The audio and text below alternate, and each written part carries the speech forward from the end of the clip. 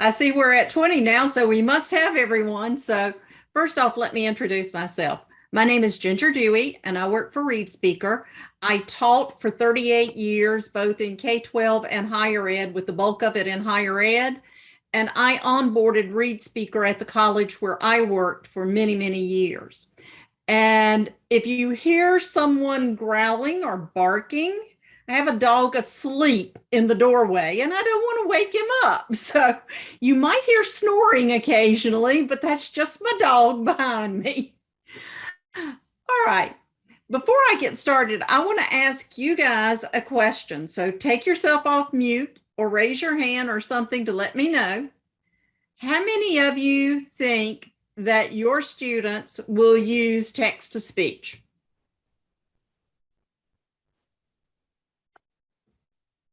Okay, I'm seeing several yes. Believe it or not, I would almost guarantee that the larger bulk of your students are going to use text to speech because they consume so much stuff by audio now. If we had asked this question 15 years ago, very few of you probably would have raised your hand. But now audiobooks are so popular that students are going to engage in it. Now I'm going to share my screen.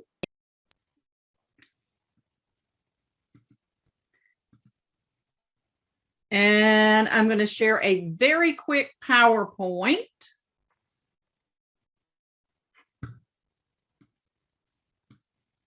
Hopefully. Come on. There we go. All right. First off, the title of the session, Abe Lincoln is kind of near and dear to my heart because of a special quote he has, and we're going to look at that. So I went, what do Abe Lincoln, UDL, and ReadSpeaker have in common? And our agenda for today is who is ReadSpeaker, what is UDL, why Abe Lincoln, seeing the tools in action, and how you can reach me. Well, first off, ReadSpeaker, we walk the walk. We don't just talk the talk. Nicholas Bernstrom partnered with Frederick Larson, who was blind from birth, to create ReadSpeaker in 1999. The quote you see on the right is from them, from Nicholas, and it just talks about the fact that they saw the need for this and they created it. We've been in business since 1999, so 20 plus years, 1,500 institutions globally. We help everyone and we're very easy to implement, as you already seen. Now, let you look at these cartoons and I'm going to ask you a question. On the left-hand cartoon, there's a teacher or an instructor saying, for a fair selection, everyone has to take the same exam. Please climb that tree. Do you think the fish can climb the tree? And that's not a walking catfish there. I don't think so. And Adam, I love your avatar head that you have. Oh, thank you. Bet I'm not a fish, but I looked up and I said, oh, I love it. I love it. I work with a guy who does stuff like that quite often. He has one that's a kitty cat that he puts on. Now, the second cartoon, we've got a guy there who's shoveling the steps from snow. And I know you guys maybe don't have to shovel snow, but my daughter in New Jersey does have to shovel off the steps. She and my son-in-law. And you know, the guy is trying to get up the ramp because he's in a wheelchair. And wouldn't it just be easier to shovel the ramp and everyone could get in instead of shoveling the steps and then going over and doing the ramp?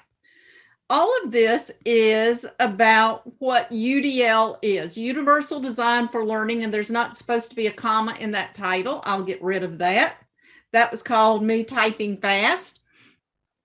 And Universal Design for Learning, or UDL, is based on scientific insights, creates equal opportunities, it works for everyone, and it meets individual needs. Now, the part that I dearly love about Abraham Lincoln, he once stated, when I read aloud, two senses catch the idea. First, I see what I read. Second, I hear it, and therefore I can remember it better. He was a forerunner for multimodal learning. which is in this case, since he's reading it out loud, he's actually doing text to speech by reading it aloud and listening to what he's saying. So with that said, I told you it'd be a quick PowerPoint. Now let's look at ReadSpeaker in Canvas, and correct me if I am incorrect. Canvas is going to be your main system, and that's the one you wanted to look at, correct? Yeah. Or did you want to look at, I believe your other one is D2L. Yeah, Okay, right. We do Canvas. All right. phase. Yeah, but if you can also review some of the maybe some of the elements that are exclusive to the Brightspace, because I think the dock reader might be exclusive to just each board. So thank you. Anything you can think of that kind of covers the whole gamut of accessibility for ReadSpeaker. Okay. All right. Well, first off, in Canvas, you have this little tab on the left-hand side. It's got a little arrow point on it. And when you click on it, it launches, it goes to the top. You can pull it wherever you want it on the screen with this little handlebar. And if you just click listen, it's going to read from the top of the page to the bottom of the page. Well, I'm on satellite internet, so I sure don't want to click listen, because then we'd be waiting for it to bandwidth on me.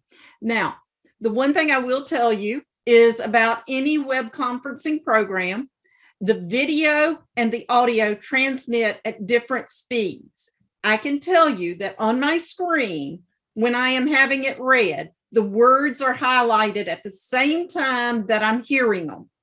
But for you, they're going to be disjointed, and there will probably be about, if you mentally count 1, 2, 3, 4, 5, you'll probably hit 5 before you're seeing the highlight and the word coming together.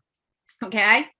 Now I'm just going to read this first sentence, and I'm going to click listen from my pop-up button.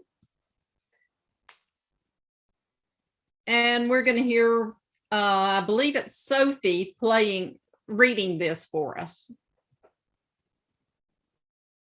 Each person has different learning preferences. I am wrong. That is Julie that we heard. I thought I had selected Sophie. I'll tell you what's going on. We have added a child's voice, and when we added the child's voice, they reorganized all the voices, and I don't know who's who anymore. So with that in mind, let's change our reading voice. I thought it was female 3. We will try female 2 maybe, and see if that sentence sounds a little bit different.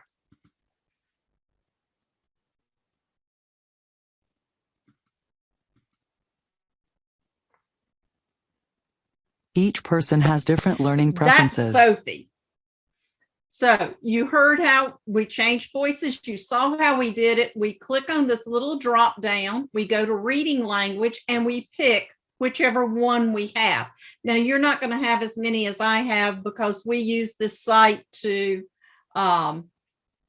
demo in lots of different countries. So there's a lot of languages up here besides English, but you should have a male and a female English. And if you purchased any other languages, you'll have male and female in that. Now, one of the big things about ReadSpeaker is we have students adjust it to themselves in their browser on their device, which means if I'm on my cell phone, I have one set of settings. If I'm on my laptop, which you're seeing, you see I have a different set of settings. Now, I like a stark contrast when I'm doing text to speech. The default is a green sentence and a blue word, but that doesn't really work for me. I like a much stronger contrast, so I use a blue-yellow combination, and it doesn't matter which way I combine them, just as long as I have that much contrast. If I was colorblind, I could use an underline. Or if the highlighting bothers me, I just want to hear it, I can say, don't highlight the word or don't highlight the sentence. And then coming down here to these others, you want the left-hand default on all of them. I can increase or decrease the font size on my pop-up windows. I can adjust the volume. Now, the volume is deployed fully at its max, because most people adjust their volume on their computer, on their headset, on their earbuds, on their phone, wherever they're listening. They adjust it there, which is more natural to them. So we lets you do that. But if you want to come in and adjust it, all you got to do is pull this volume button up or down. Reading speed. Let's talk about that for a little bit because it's real important. When you have students that are second language learners, a lot of second languages, the accent is on the last syllable of the word. So when the student hears the accent, they're listening for the next word, not for a continuation of the current word. And in the US English, a lot of the accent is on the first or second syllable of the word. Hence, that's one reason why the students that are second language learners sometimes don't pronounce words correctly. They're not hearing the ending of the word. You can slow this down some. And notice you do have a number associated with the speed. You can slow it down some so that the second language, or I should say the second language learner can slow this down some so they can hear the complete word. And then they connect the pronunciation with the written word. And that helps build their vocabulary. Well, that's for second language learners, but what if I want to be a policeman, or I want to go into firefighting, or I'm going to go into a medical area, or a court reporter, or something like that, where people are going to bombard me very quickly with information and I have to absorb it all. You have to learn how to listen quickly. And that is a soft skill that can be developed. And you can develop that by speeding up the reading just a little bit at a time and digesting that and then making certain you got everything and then speed it up more. We have a lot of nursing faculty across the US that write just a quick little scenario of someone comes into the hospital emergency room. They have a broken arm, they're diabetic, and this, that, and the other conditions that they have going on. And they're rattling it off real fast. Well, they write that and then they play it up here at about 130 the first time and let the students try to write down everything they heard. They're not seeing it, they're just hearing it. Well, after they've done that, they let the students then hear it at regular pace so they can see how much they miss. And the students then practice for 2 or 3 weeks, and then the nursing faculty give them another one and jack it up a little bit more. And normally by the time they're into their second semester of nursing, they're listening at double time. So that's one thing that you can do to help build that soft, quick listening, that soft skill of quick listening. And I apologize. I'm a morning person and this is evening for me. So my mind sometimes and my mouth don't get adjusted together. So I apologize for stumbling there. Another thing we can do is to adjust our text settings. Now, our text settings are anytime we're in a block like what you're seeing on the screen. We can choose our font size. And normal is about 12 point, which is what most people use. But I can go up to a +7. And as you can see, that's kind of large. And there may be times where it overwrites each other. I'm not seeing it on this screen. But if it does, then we can back it down some, or we can expand out the screen so it doesn't. And I'm expanding it with this little double arrow that you see in the corner. Other things we can do is change the font. And as we change the font, what we're doing is choosing what's good for us. Some people like Times New Roman, and that's what they want to use. Others like Arial or Comic Sans or Courier New. But we have some students that maybe use Open Dyslexic font. And let me explain about Open Dyslexic font. If you're dyslexic, you do not have to use Open Dyslexic font.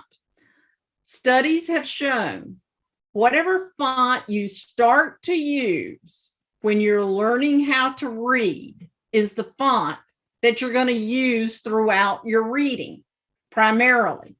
This is true for dyslexic students. Some elementary schools are pushing students who are dyslexic toward a dyslexic type font. dyslexia is not a visual problem. It's actually a learning disability. Sometimes dyslexic students do have a visual problem, but that's just like a side effect. It's not what's really causing the issues. We put it there for the students that want to use it. It is not saying dyslexic students have to use it. It's a personal choice. Preferably, I like Comic Sans, just because I get so tired of reading Arial all the time. One thing we did find out about dyslexic students is they do like that stark contrast, just like I like the blue sentence with the yellow word or vice versa. They like a stark contrast, like yellow on black or light blue on black. For me, that's a bit stark, so I'm going to move it down to black on light pink. Now, text spacing. This is another thing that second language learners can do. You may have others that want to use it, such as if their glasses need to be renewed or they are having some vision difficulties. Maybe they've got conjunctivitis and they just can't see clearly for a couple of weeks as that clears up. Anything like that, where you need more space between the characters, you can increase this distance. Now, the one thing about increasing the distance is it puts a pause between the words. So by having it here, this line right here, what to highlight, is going to read what to highlight. But if I have it back here on normal, it's going to say what to highlight. So the second language learners sometimes put the space in there so that they hear the whole words without really slowing down the overall reading of the word. So that's another way that we can do that. Any questions so far? And by the way, please feel free to interrupt me. It's hard for me to watch everything between the two screens. So just interrupt if you have a question.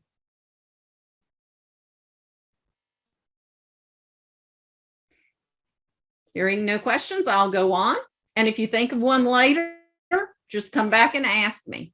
You'll notice up here on the top bar, I have a play with a counterclockwise circle. Now, whatever I just played, I can press that button and it's going to replay that. If it was the whole page, it'll replay the whole page. If it was only the one sentence like ours was, it's going to replay that one. You have your typical commands. And yes, this is a skip backwards and this is a skip forward, just like reverse and fast forward on your, I'm going to date myself, VCR or Blu-ray. I will come forward that much. My son says I'm going to learn how to do that on Apple TV one day. Haven't yet figured that one out, but I will. But anyhow, stop and think about it. When you are reading something, do you ever have to go back and reread something? I know I do. So this is a way to re-listen to it. Now, what I'm going to do is I'm going to highlight these first two lines right here.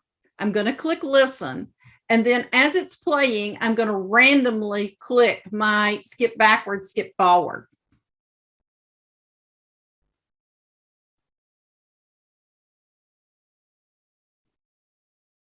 Each person has different learning preferences. Interact with information. Well, I skipped to the end, so I'm going to start it again. Each person has different learning preferences. You may listen to information. Each person has different learning to interact. You will retain more information. And as you can see, I was skipping around there. You do have your volume and you do have your reading speed up here on the top bar if you want it. Now, I want to look at accessibility tools. And one of the things about ReadSpeaker is for all students. It's not just those that have accommodations. Everyone can use it. And you would be surprised how many students that don't have accommodations love some of these features. Well, first off, I want to talk about enlarged text. And if I toggle this switch on, Whatever I ask it to play, it's going to play in enlarged text at the bottom. Well, I'm going to let it just play what it was doing. Each person has different learning preferences. You may prefer to you listen. See it down here at the bottom of the screen. I can jack that size up and it goes on up quite large. As you can see, that's as big as I can get it. And that's going to get my attention and hold it. But notice that it is giving it to me in snippets of information. I can pull this back down. And I believe that's about where it was. And watch it there. Now, you might say, well, that's great if I, have lower vision, need glasses, something like that, need to update my prescription. Well, it's also good if you're struggling in a course. How many of you have had a student that just didn't get it in your course? I did. I had a lot of math students that just didn't get it. Sometimes you're taking a course and for some reason, you just can't grab all that fine detail. I'm going to apologize to the psychology folks that might be on the call. When I was in college many eons ago, one of the things that I struggled with was ed psych. I just couldn't get it. There was too much fine detail. We didn't have text to speech at the time frame. And I just couldn't get all the fine details to put everything in its place and make all the connections. Well, because of this that we have here, the enlarged text, you're seeing the snippets. So you grab those granular pieces of information. And because of that, you're going to digest it a little bit better. And you're going to do better in the course. So if you have a student who's struggling and just can't get those fine details, suggest this. They might be surprised that, hey, I'm getting more, I'm understanding more. Now, the other group besides your ADD, your ADHD, your cognitive learning disabilities, your lower vision, that's going to enjoy this is your gamers. Gamers listen at normal listening speeds, but they need a lot of motion. Because the words are larger, the highlight's larger, so it looks like it's reading faster. Let's watch just a little bit more. Listen to information, or to read information, or to interact with information. Did you know that if you employ 2 or more senses while studying? Okay, I click stop. But stop does not stop the enlarged text. It just stops what you're playing right there. We do have to come back and toggle it off. Now, another accessibility tool is the page mask. And raise your hand or tell me either way, have you ever had to use a sheet of paper with a hole cut in it when you were learning how to read?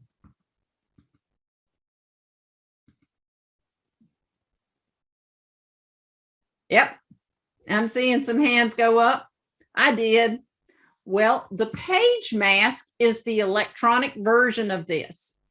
Notice it is a lighted window with a grayed out background. I can make this smaller or larger. I pull it up and down on the page with my mouse.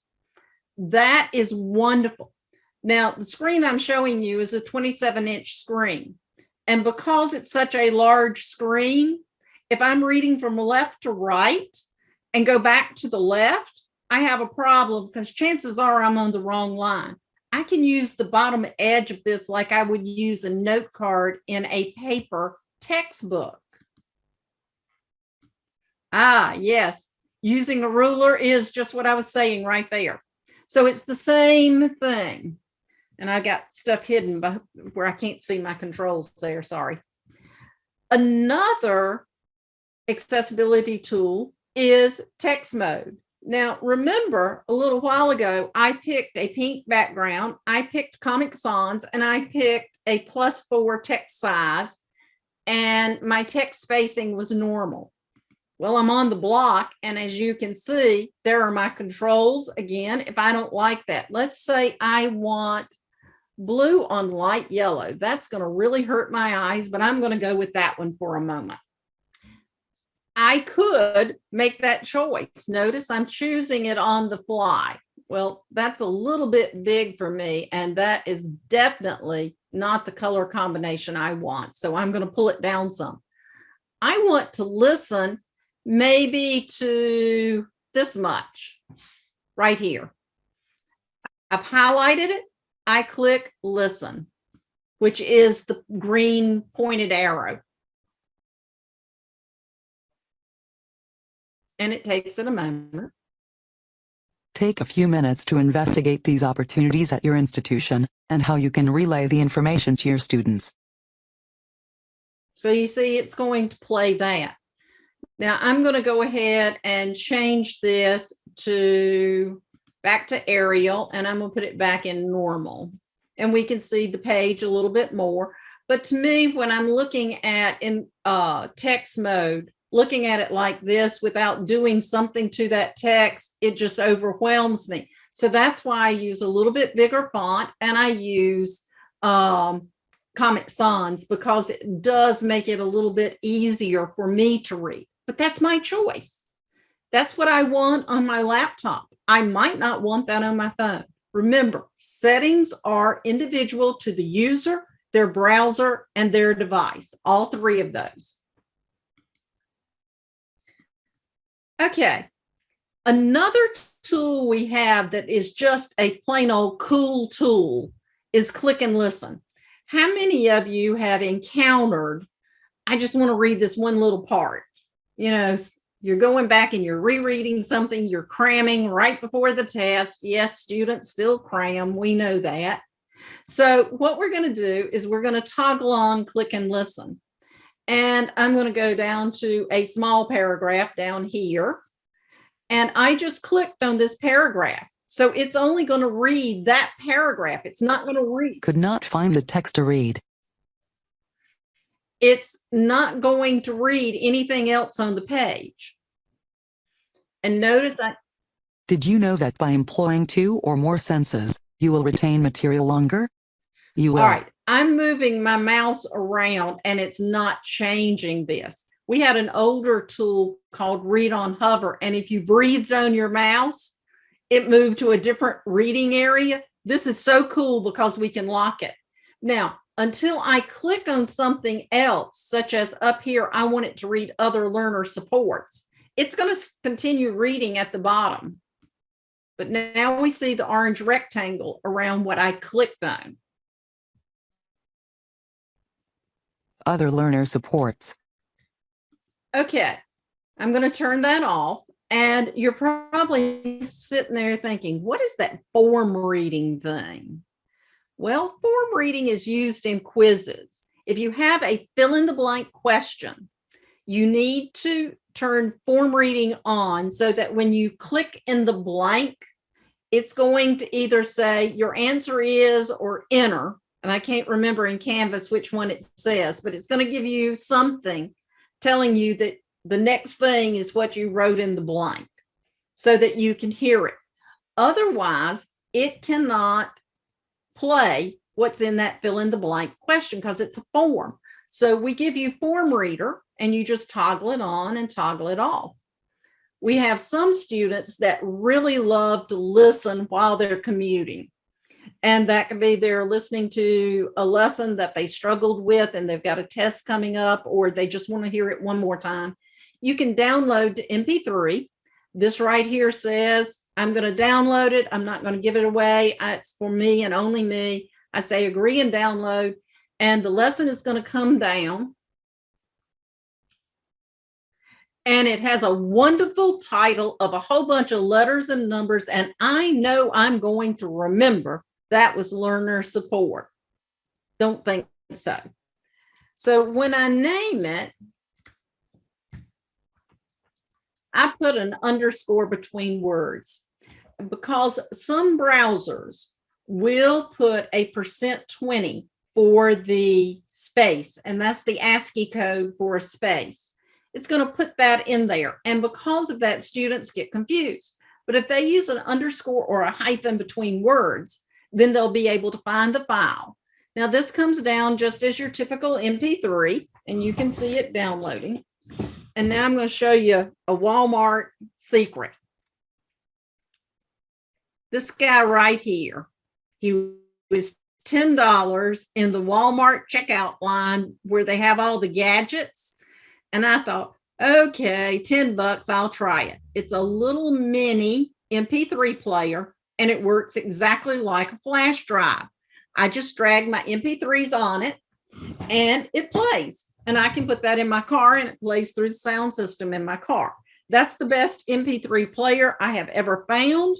When I use my phone for MP3s, what happens is I have to go through iTunes and move it through iTunes and then to the phone. And it's just convoluted, the steps you have to go through.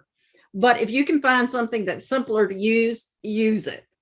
But I just thought that was cool. I was stuck there. It was Christmas time and you know how long the lines are. I found that and it was just easy to use. Now I have a quiz right here.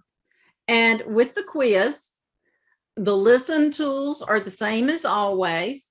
But when I'm listening to a quiz, notice, and I forgot to show you this, notice here, I don't have the download to MP3. And I'm going to click back here for a minute. If I highlight a word, notice I have dictionary and translate, and I'll come back to those in a minute. But over here in the quiz, when I highlight stuff, I just have the listen button. I don't have that dictionary and translate there. We can take those off in quizzes. That way it protects the integrity of your quiz, as in you're not giving a definition quiz and the student can look up the definition, or you're taking a foreign language course and you translate it into English before you answer the question. Everything else works the same.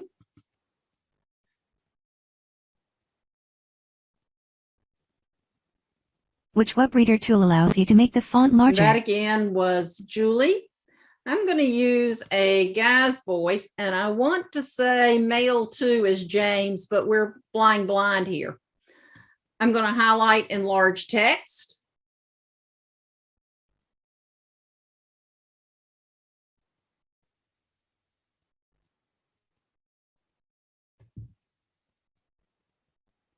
Enlarge text. And that was James. Now, you noticed I highlighted the question and then I highlighted one answer. Stop and think about your multiple choice questions. The student has to first digest the question, and then typically your multiple choice are not short little answers like this. They're several sentences long. That's the reason why I showed you that. Yes, you can highlight the question and the answers together, but don't just click listen at the top of the page because it's not going to stop between questions. You would want to only do one question instead of answers at a time. ReadSpeaker web reader only works on classic quizzes. We cannot read the new quiz format except with our extension. And right now you guys are pondering whether or not to buy the extension. So I'm just going to leave it at that. But I will say we can read every question type in classic quizzes. Any questions so far?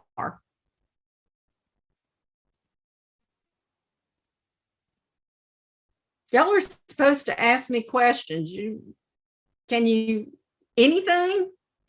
that's bothering you? Anything you've seen that's not what you expected or is not intuitive to you so far? Go ahead, Joseph. Hey, thank you. Is there a way where we can change pronunciation of a word? Like, for example, resume and resume? All right. What you can do is your Canvas ReadSpeaker admin can have a pronunciation changed. It will read the word the way you want it read. We own the voice process from the voice actor all the way through the finished voice. So we can customize those things. If you had an acronym that you wanted to be read out as the actual words or the words read as the acronym, we can do that also. So like resume and resume. Typically with resume, you have an accent on it. So, you know, that would be easy for us to identify. Now, the difference between resume and resume within a sentence, if you don't use the accent, yes, we can write reading rules, but they may not be perfect for that, but we can change those pronunciations. Jamie. Thank you. My question is more technical, so I'm not sure if you can answer it, but I was wondering if there's any limitations or issues with using the ReadSpeaker while the lockdown browser is enabled while taking a quiz or an exam. If you were using classic quizzes, no, there is not a problem. But the new one, would that also require us to purchase or look into the extension to fix Well, that? Lockdown browser will not allow us to launch the extension. It will only let us launch what we call a bookmarklet. The bookmarklet cannot penetrate through the iframes that are in the new quizzes. That's why I'm saying classic quizzes, yes, we handle that with Respondus easy. All you do is add your Respondus commands to it, you know, set up your lockdown browser with whatever settings you want, and it handles it perfectly. You would have the option to turn on while you're in the quiz, the form reading, if you had a fill in the blank type question.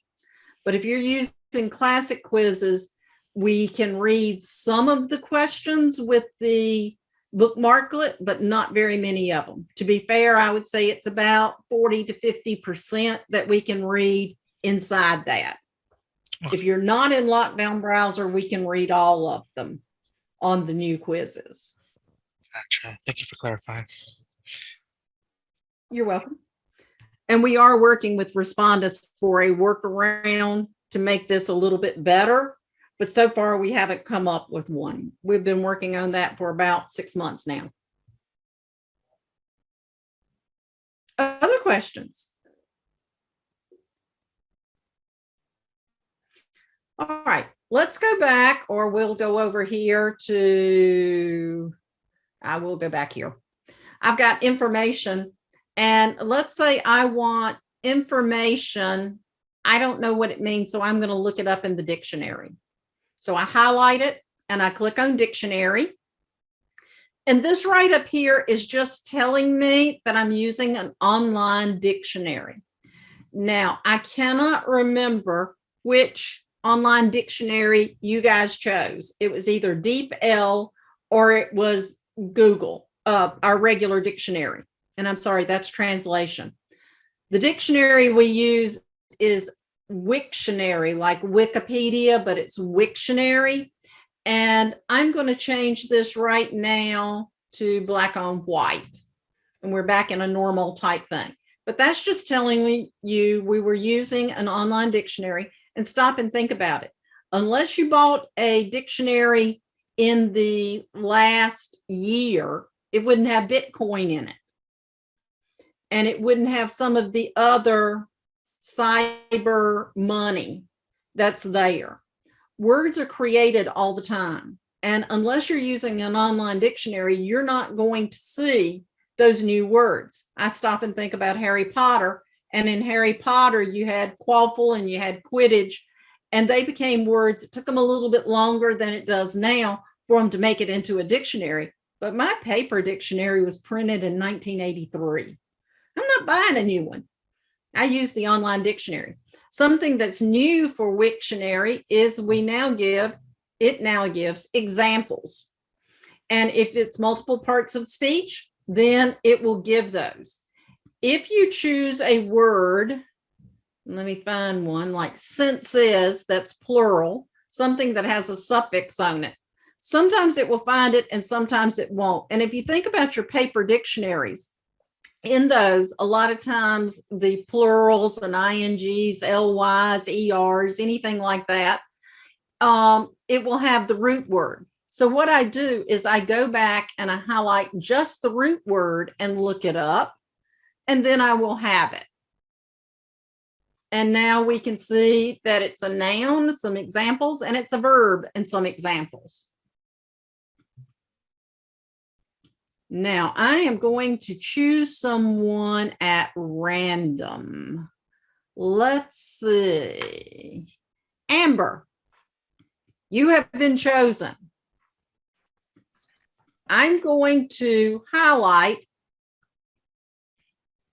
include tutoring, and I'm going to translate it to another language. Amber, which language would you like for me to translate that into? Let's go with Greek. Greek. Where's my Greek? There's my Greek. And this is just saying that I'm using Google Translate. And like I said, I can't remember if you guys chose Google Translate or if you chose DeepL. They're both online programs, translation programs, and they work for words or phrases. And that's all that was saying at the top. But the cool thing about this is I'm going to click listen, and it's going to read this to me in Greek. Περιλαμβάνουν φροντιστήριο. I'm going to go with she said it right because I don't speak Greek. But any of these languages that pop up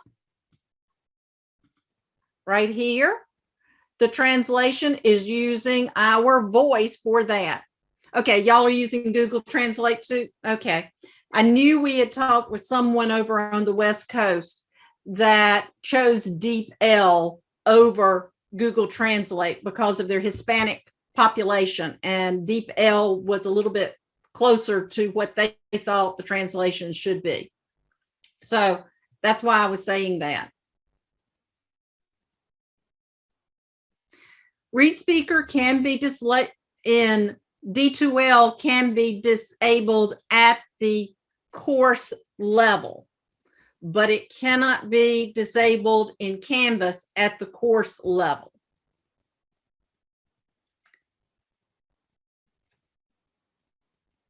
Other questions? Oh, wait, could you repeat that, please? In Canvas, we cannot disable at the course level because it uses a template, a theme. And unless your course has a different theme, and I don't think you can do that in Canvas, change the theme for one particular course. If you can, then the answer is yes, but I haven't found a way to do that. Everything that I have seen in Canvas says when you choose a theme, it's the theme for all the courses in Canvas, and the script is applied to the theme. In D2L, they have more granular controls, and you can turn it off on those particular levels. Now, I will say that with language quizzes, remember, in the quiz, you're not going to have dictionary or translate. So the student is not going to be able to look up anything or translate anything. The student would be able to, let's say that was a Spanish question. They would be able to hear it by choosing their Spanish voice. I'm trying to find Spanish. If I did that and this was Spanish, I would hear it in Spanish. Now, this is going to sound terrible because it's trying to read English with a Spanish voice. Which web reader tool allows you to make the font larger? Now, that sounded perfectly terrible because it was using a Spanish voice on an English question. So that is something that students can do, is to change the voice to the appropriate voice. And I think I had male too, to actually read it out. But they cannot look up the question, the words. They cannot translate the words when they're inside a quiz. Does that help? Yeah, thanks. Okay. All right. Now, I was just going to show you right here. We can read this the same way. The same thing goes when I am looking at anything else, with the exception of something like a PowerPoint, a document of any shape, fashion, or form. When you have those, WebReader is not going to be able to read the content right here. The tool y'all are pondering is called, and let me go to a different page of this. Well, that works. The tool y'all are pondering is called TextAid, and the extension here can read this information. So right now in Canvas, you're not able to read documents, but you can read anything else. Okay, you ask about D2L, so let me get my D2L up, and I will go to a similar document in D2L. While I'm doing that, does anyone have questions? I have a question. While a quiz utilizes images as ranking or multiple choice, how does our ReadSpeaker read images? Does it just say the alt text, or it doesn't read it at all? It will read the alt text. Okay, it's good to know. Thank So you. it depends on what you put in the alt text. Now, I will tell you that Canvas has done something that I'm not pleased with, but that's me.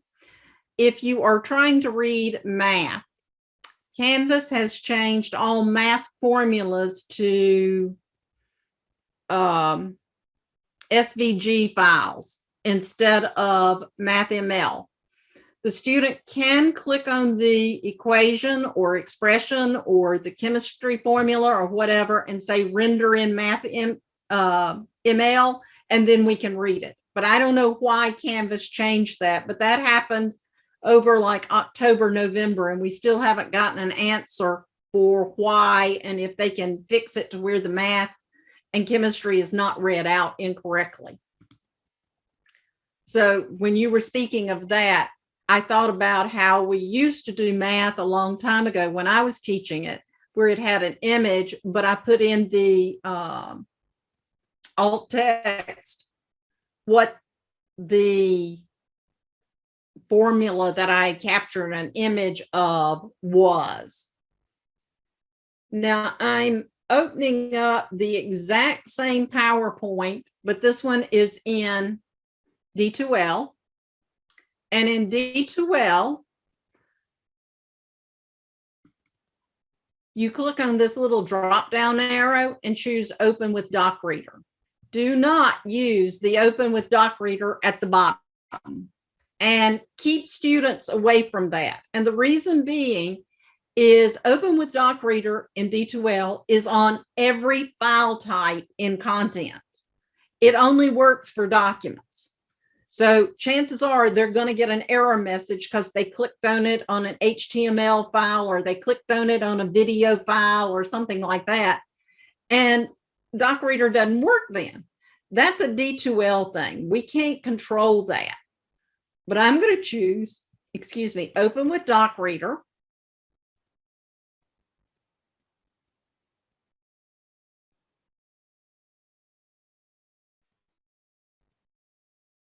And it takes it a moment because of my internet.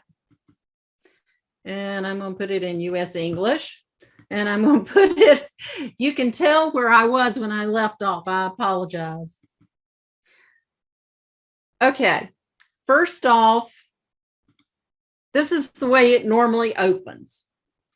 It has a sidebar that has thumbnails of all your pages or PowerPoint slides or sheets. If it's Excel sheets, all of that would be expanded here. In PowerPoints and in Word documents or PDFs, you have headings. If you use those headings, then they will be listed here. A heading is not making it larger and bolder. It's actually using that command. I'm going to choose disability and or accommodation, page 5. Now, once I get to this page, and as you can see, it's kind of small on the screen, I can gain back real estate by turning off that sidebar. So I now have my slide right here. I can change pages again with headings, thumbnails, up and down arrows, drop down, left and right arrows. We got lots of ways to change pages, but I also have another tool that changes pages, and that's in settings. So when I expand out this toolbar, I see my lower toolbar, and the gear is settings. And right here we have, yes, automatically turn pages and continue listening. That lets the student progress on without having to stop and turn it on, flip the page. Other things that we have here is reading speed. It's not on a slide scale. Most people choose medium, but you could choose another one. And then a real cool tool is to remember the toolbar state. And what that means is when you close the file, if this lower toolbar is expanded, then the next time you open a file, it's going to be expanded. If you have closed it, then it will be closed. And we do want to close that pop-up automatically. Now, if I wanted to use an underline with color, notice I have the same type things that I had before in my settings. And again, this is browser and device specific by student. Right here, we have the layout mode of the slide and the text mode. Notice everything left justified and all the little fancy lines and the colors and everything like that, it's gone. That's part of text mode. If you have an image that has alt text on it, it will still appear. If it doesn't have alt text, then it's removed from it. We have the page mask, just like we did before. And I can't remember who it was who said that they used a ruler, but we have the reading ruler, which is like that note card or ruler that folks used. And we have power tools. These power tools are highlighters.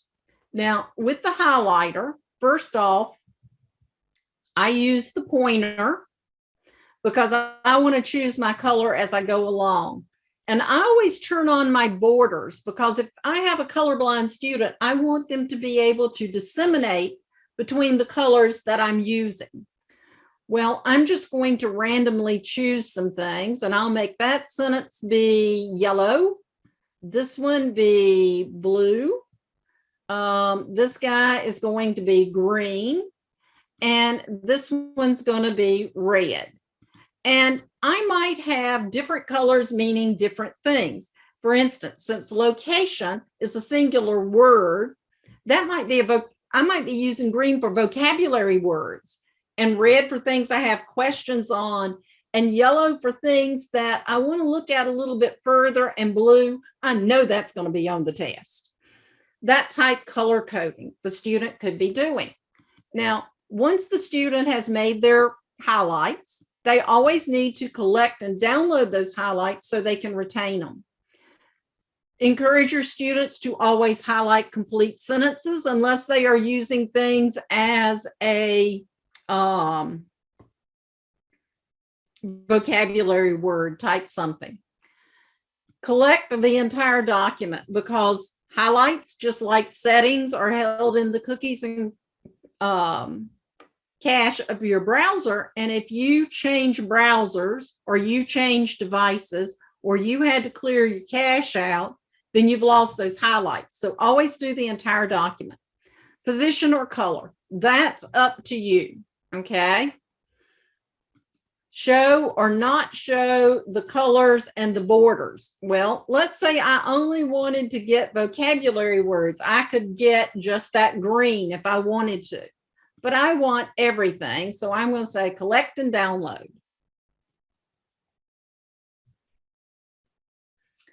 And I can give this a nice fancy title, PowerPoint. That's my title. Again, if it was multiple words, I would use an underscore or a hyphen in between them.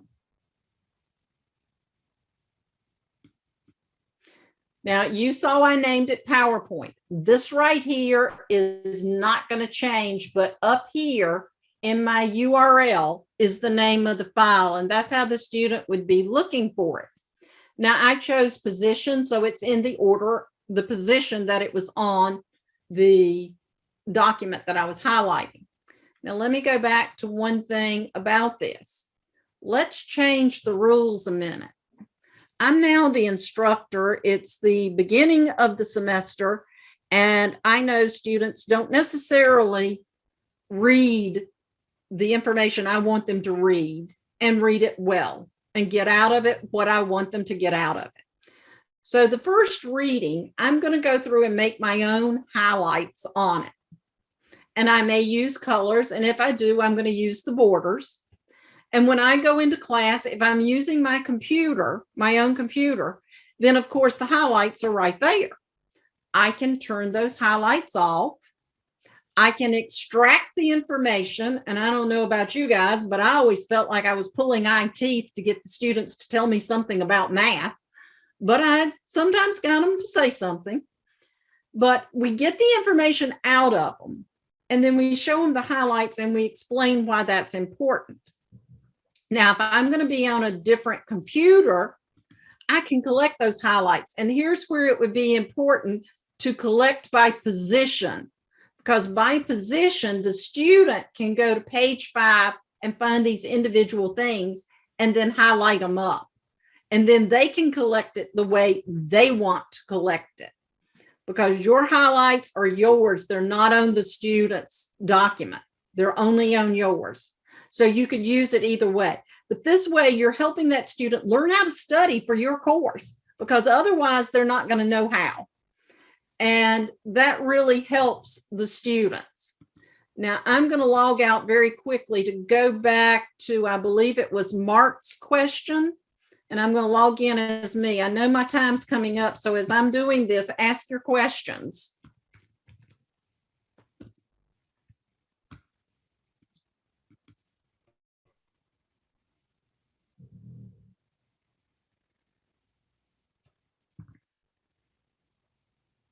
Yeah, I've got one more.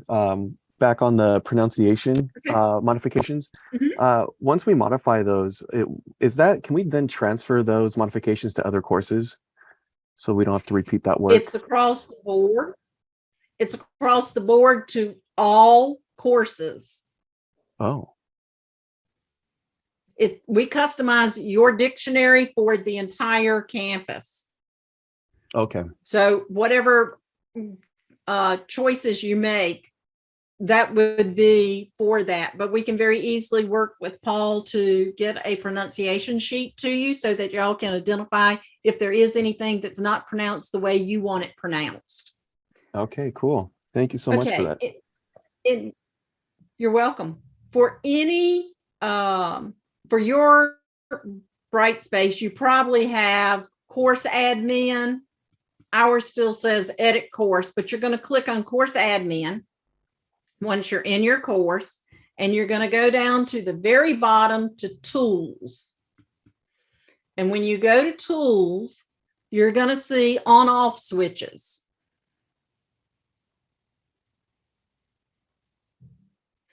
And scroll down to the R's, and you have Doc Reader and you have Web Reader. So if you were giving a quiz in D2L and it was a language quiz and you didn't want them to be able to use any text to speech during that quiz time frame, you could turn it off for the course.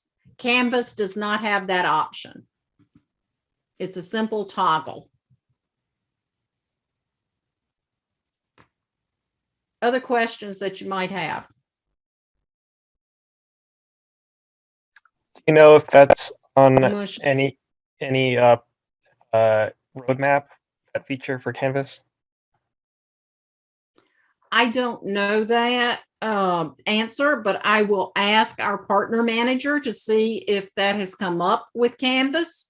But I will ask that question and get back to you guys with it. Okay.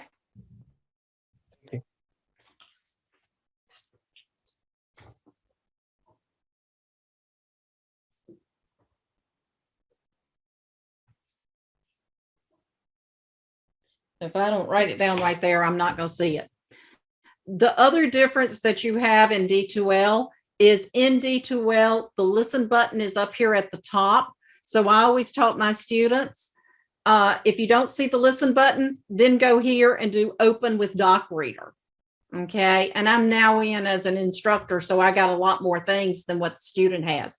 But I always said, look for the listen button. If you don't have the listen, go to open with Doc Reader instead of ever using that button at the bottom. Any last questions?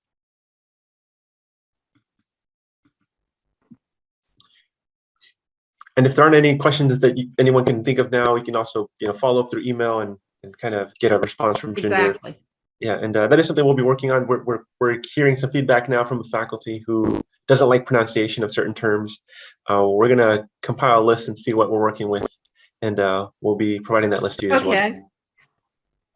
I will reach out to Paul and I'll ask him to send you the information.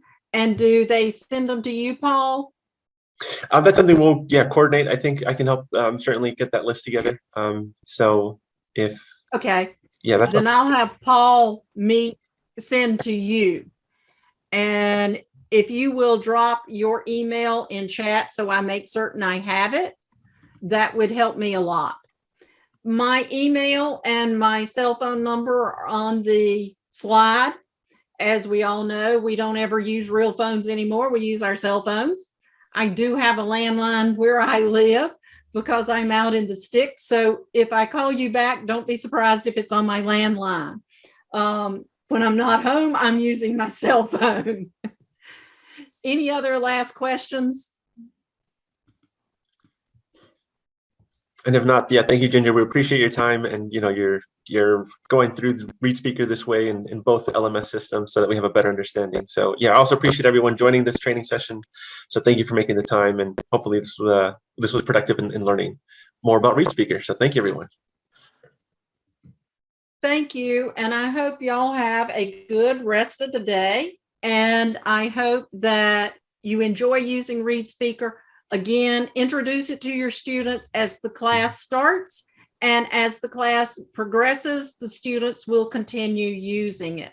But demo it as you are opening that class. Just have it playing on something, and that enchants the students. Yeah, they got to see it to really, be users of it.